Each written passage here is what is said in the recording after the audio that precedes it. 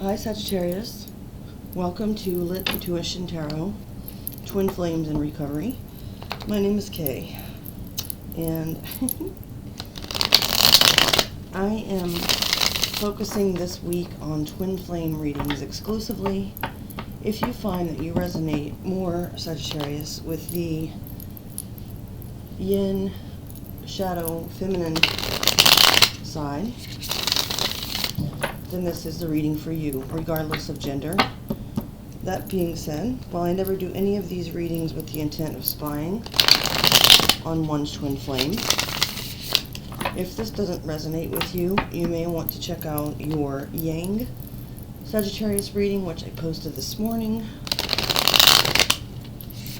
And if you are a cross-watcher, I don't judge. I would simply ask that you use your discernment, as I will be using the term you throughout, to address the Sagittarius, what I call Yin Collective. So reverse roles if necessary. One more shuffle left to go. Any information that you like about this channel can be found in the description box below, along with a link to my website where you can book readings or order a personalized avatar birth chart. So I'm going to set the tarot aside here. Before I begin recording, I pre-shuffled these two oracle decks up here, so I'm going to go ahead and split this Fallen Angel oracle deck now and get two cards from it. First we have Andrielphus, and I don't know how to pronounce it, 55, Persuasion. I'm going to read the meanings from the book in just a moment. The second card is Paimon, 22, Wisdom. So right off the bat, I'm noticing we've got those two double numbers, 55 and 22. You might have been seeing those, or other similar synchronicities. Alright, so we're going to get to the short explanation from the book. And these are just intended to be like a general overall theme or energy thermometer or whatever, so to speak, for the reading. Okay, 55 says, Andrielphus, element Earth, planet Moon. Message: whatever project you have in mind needs careful planning and clearly stated aims. Andrielphus's totem bird is the glorious peacock, whose oddly harsh cry echoes across parklands, but whose splendid tail feathers signify heavenly wisdom. Andrielphus is the patron of mathematicians, engineers, astronomers, and astrologers, any science, in fact, that involves the intricate juggling of measurements and numbers. He is also a master of logic and teaches subtlety and persuasiveness in argument. He is the patron of orators, who win their case by reasoned argument more than emotional rhetoric. Okay. And 22, Paimon, element air, planet sun. Message: meditation is your surest guide through the problems you face. Pay attention to your dreams. Before her fall from heaven for refusing to bow before Adam, Paimon was one of Lucifer's foremost lieutenants, and is still one of the chief fallen angels. She often appears in dreams and visions wearing a magnificent headdress and riding a camel in procession like a Middle Eastern princess, accompanied by the music of cymbals and other instruments. She is wise in all the secrets of nature and a great friend to philosophers and scientists, whom she enlightens by means of inspiration.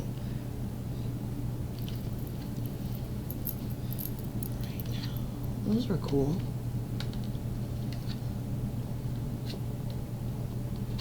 Come on now.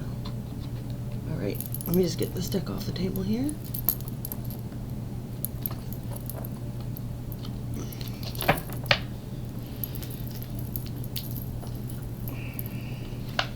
So y'all saw me shuffle these tarot cards on the camera. I'm going to go ahead and split this as well. Well, what's going on here? How come those are... Okay, you guys. Some of the cards are face up. That's just bizarre. I guess I might have shuffled them incorrectly. I wish I could pause here so you guys didn't have to sit through this. I'm not going to reshuffle. I'm just going to make sure they're all facing the right direction. Sorry. I haven't done that in a very long time. Okay.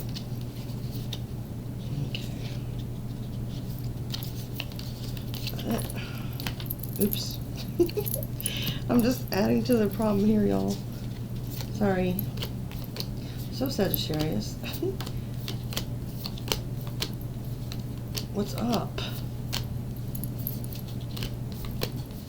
Almost done.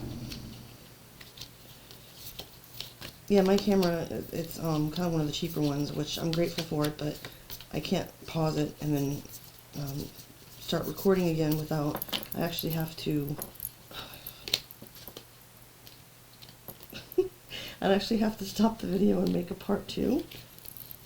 So, you know, for this short of how short this video is going to be, I just, alright.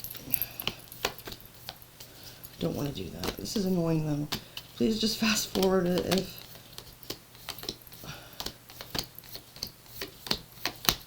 Okay.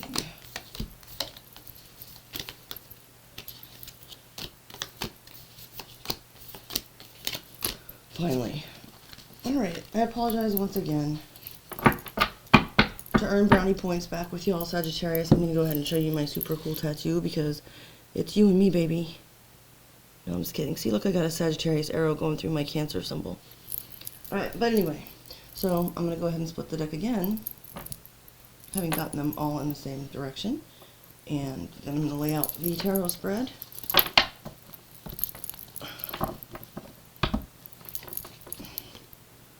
First, we have the Ten of Wands. Well, it's hard to see these. We're not going to really make that our focus anyway, but I want to make sure that you know that I'm putting down what I'm saying. So then we have the Ace of Spheres.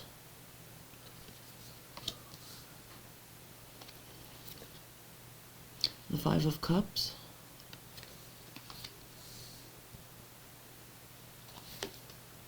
In your feelings, we have the Seven of Spheres. The Ten of Spheres.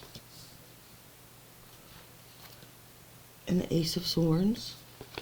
Oh, so you guys have 2 aces already. Ace of Spheres.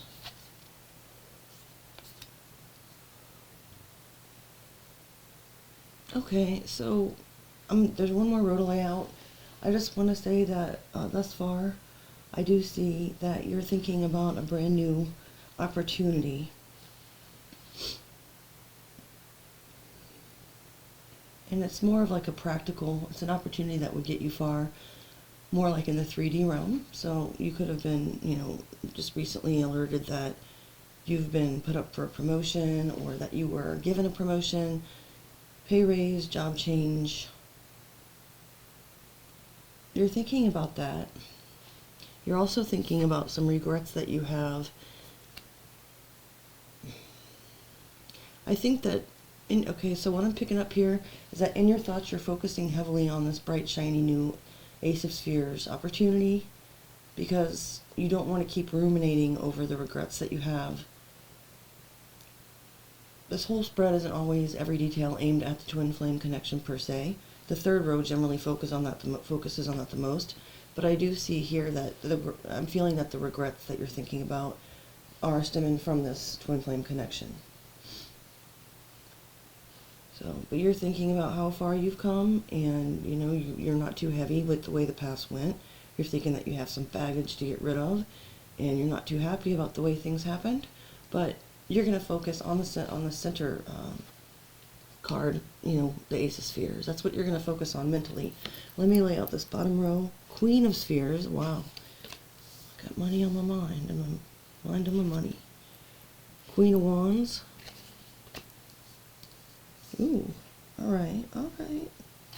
And, Eight of Cups. The last two I'm going to put face down here. 3D outcome, what you might see on the earthly physical plane in the next few weeks or months. And the 5D, which is just kind of a snapshot of, in general, the direction that the connection is headed right now. Let me just put these over here. Okay. So we talked about your thoughts already. And then on your feelings, I'm just looking at the picture a little bit more closely. Okay, so we've got some Taurus energy with some Virgo. That's 17 pentacles or spheres right there, y'all. And the Ace of Swords. You feel in your gut that you have been investing wisely. It's like, I'm thinking of an old Jars of Clay song, but it was a Christian rock band, and a lot of people don't probably know it. But it keeps saying, this is the one thing that I know. And of course, in that song, he's talking about Jesus or whatever. But and for the context of this reading, it's like you're holding on to that one gut feeling, like the one thing that you know is true. And the one thing that you know right now is money. And with the Ten of Pentacles in the center, it's not so much like a selfish desire or drive, Sagittarius, because the 10 would include family and community and all that in your wealth, providing for others that come after you and so forth.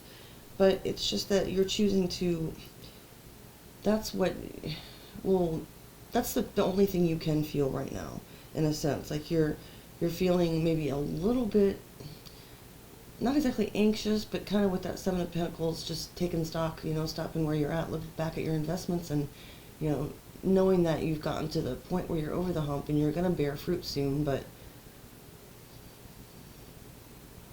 yeah, you're feeling, though, in your heart, in the center of this reading, Ten of Pentacles, you are going to make it. You're going to boss up to wherever you want to be. You're going to get what you want, have as much money as you want, etc. And, you can feel like a Ten of Pentacles by yourself, of course, but it also includes the possibility of another person. Queen of Spheres, Queen of Wands, and Eight of Cups. This I find very interesting, Sagittarius. It just kind of confirms some of what was in the two previous rows. In your intentions, I was looking at this a little bit differently as I was laying it down, but now I understand. This is you walking away with that Pisces Eight of Cups energy. That's your intention. But at first I was looking at these two queens thinking maybe they were reflecting your behavior, but they don't. They're reflecting the types of energies that you are walking away from, that you feel like you've gotten everything you can out of it. You've got these queens of coins who, there's nothing wrong with them, but they're only focused on, getting married and the ball and chain and what kind of paycheck you have, or just material things. I'm not saying the Queen of Coins is always like that. This person doesn't even have to necessarily be greedy or selfish, but there's no spiritual connection. There's no roots there, It's just, it seems like those are kind of, you're walking away from that type of energy. And you're also walking away from the Queen of Wands energy, which also in her prime, at her highest vibration, is a wonderful queen, regardless of gender. But these are the energies that you're attracted to physically, and that you might have sexual passion or desire for, and that you may think smell good and look good, and they have a sparkling personality, and they're exciting and fun, and keep you on your toes, etc., etc. So you've already experienced those, and you've had your fun with them, and it's time to move on. Now, the queens that are left, that's what's popping up to me here too, are cups, which is water energy, which would be like more of an emotional type of connection for you, and swords would be more based on the logic and like having good intellectual conversations, being able to talk about philosophy and stuff. So, not somebody that you could just maybe count on to be a good mom or a hard worker at your side, which is very important, but apparently you've had that, and not just the type that will, put a wig on and make you feel like you're cheating in the bedroom, because you've already been through that. So now you might be looking toward you're walking away toward a more intellectually and emotionally stimulating connection. So I don't know if you're new to the twin flame journey. Vibrating on the shadow side doesn't have to just mean like you're in the dark and you don't know anything, or you're evil or whatever at all. Of course not. But it can just mean it's different vibrational frequency, and sometimes it really doesn't feel as good. It's also difficult to attract your twin flame if you are in a lower vibration. However, excuse me just a moment, my cat. Get out. Get out. Get out of there. Come on. Come on. I told you not to do that. Sorry, y'all. I'll be right back. Let me just put him in the bedroom for a second.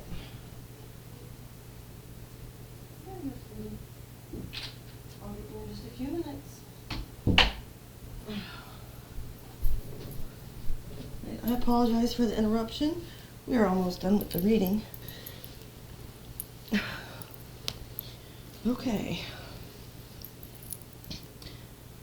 Now, I wanted to touch on one other thing. When I was talking about this Queen of Spheres, it's, you know, it does look like you yourself are very focused on the pinnacle earthly aspects right now of your day-to-day life. And I think that's a good distraction, but I'm picking up the vibe from that Queen of Coins as well, that would almost be like too dull, like too much monotony, you know, like, and the Queen of Wands would just be too much drama. So I wish you luck. And also what I was saying was, if you are just realizing that you're on this twin flame journey, or even if you have some experience with it for a while, you may just kind of be at that point where whatever pain or difficulties you've experienced with it, or in separation from this person, or both, you're not focusing on it. You're choosing to do other things and just keep your eye on the prize, and that's admirable. So in the 3D short-term outcome, we have 6 of Swords. I do see you moving on to calmer waters, Sagittarius, as they say, in the sense that, you know, with this work and building towards something solid for your future, it will help you to get away from some of these regrets that you've had and so forth. 5D outcome, King of Cups. Interesting. So we were talking about that water element that was missing. King of Cups for me is Pisces, Scorpio, sometimes Cancerian energy.